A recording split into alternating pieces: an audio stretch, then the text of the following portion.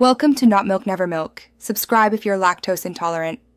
In this video, I will show how to replace battery in Subaru Outback key remote. Start by removing the emergency key from the fob, then use a coin to separate the two halves gently. Remove the old CR2032 battery, note the positive side, insert the new battery with the correct orientation, and press the case closed until it clicks. Test the remote buttons from a short distance to confirm the new battery works.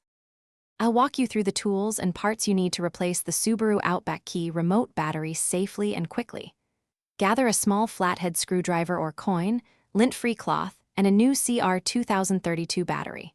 Work on a clean surface with good light, remove the emergency key, pry the fob halves carefully, swap the battery noting polarity, reassemble the shell, and test the remote.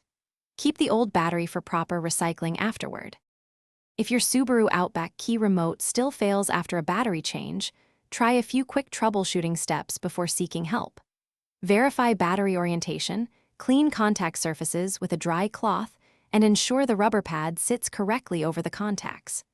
Reboot the fob by removing and reinserting the battery after a minute, and check vehicle programming if buttons remain unresponsive. If problems persist, visit a dealer or locksmith for. Thanks for watching. If this was helpful, leave a like and consider subscribing. See you next time.